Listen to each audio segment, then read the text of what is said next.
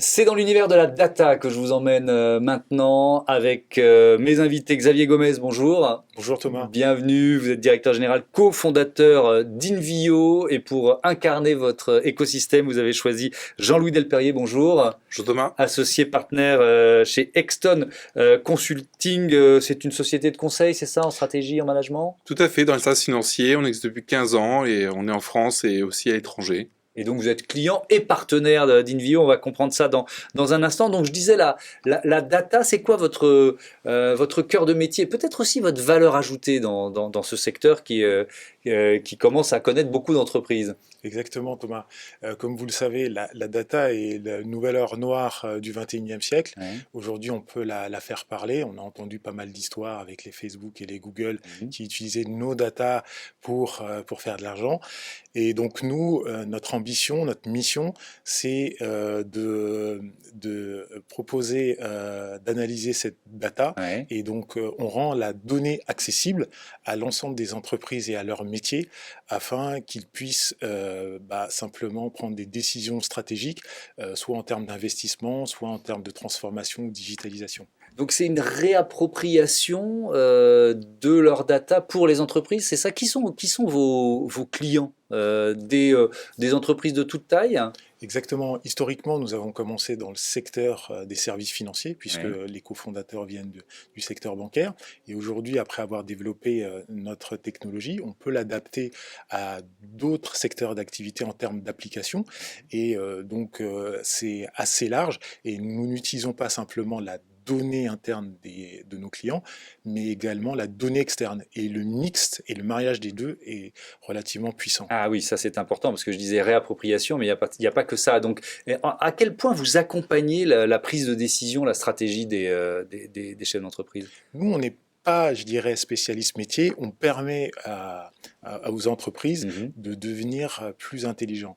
Souvent, les entreprises ont beaucoup de souscriptions de bases de données dites statiques. Ça ne leur parle pas. Elles ont la même donnée que l'autre client qui a souscrit à cette base de données.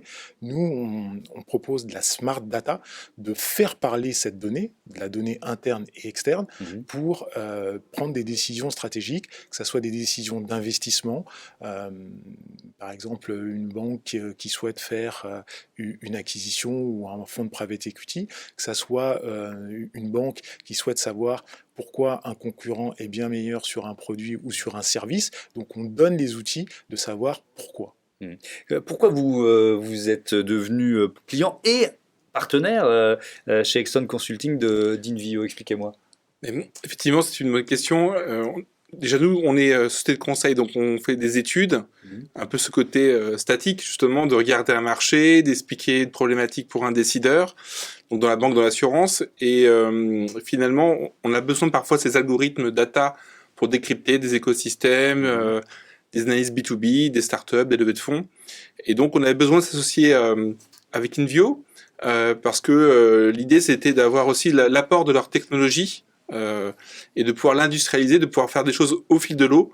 Par exemple, de faire des veilles, des benchmarking automatisés, temps réel, et non pas qu'une production qui est statique. Donc aujourd'hui, ça permet de changer un peu la façon de rendre nos livrables, d'avoir à la fois des livrables classiques de direction générale, mais aussi des livrables informatiques sous mode licence qu'on peut proposer à nos clients. Vous l'utilisez depuis combien de temps, la technologie Invio, Depuis et quel bilan vous en faites?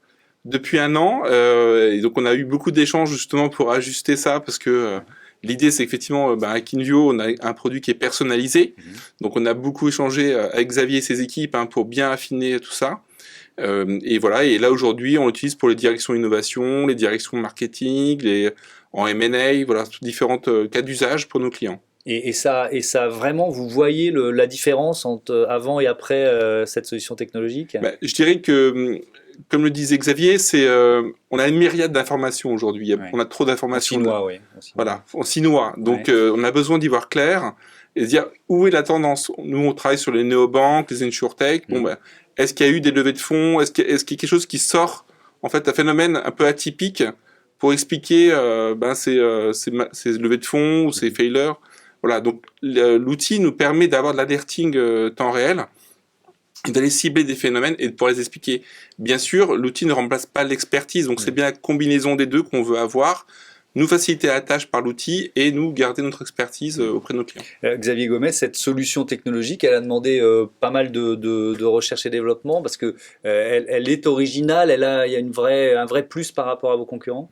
Oui, dans la mesure où on est capable d'intégrer la donnée de solutions qui pourraient paraître concurrentes. Ouais. Donc, ce qu'on appelle en général réaliser un data lake. On se plug à différentes sources et on reclassifie cette donnée pour la ressortir à l'envie.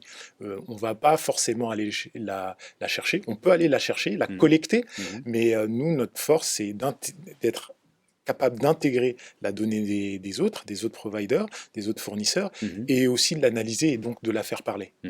Vous êtes en train de boucler une levée de fonds chez Invio. Ça vous donne quelle perspective de croissance, ça? Une perspective de croissance à l'international, déjà, où on a ouvert depuis un peu plus d'un an une filiale en Espagne, par exemple, dans notre européanisation, je dirais.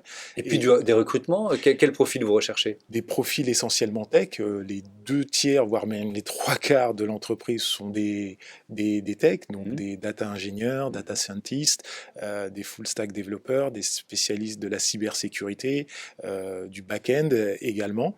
Et on essaye de rééquilibrer tout ça maintenant avec des responsables marketing, responsables commerciaux et d'autres fonctions, je dirais, un peu plus support. Et ben voilà, une entreprise qui recrute Invio. Merci à tous les deux d'être venus partager votre écosystème.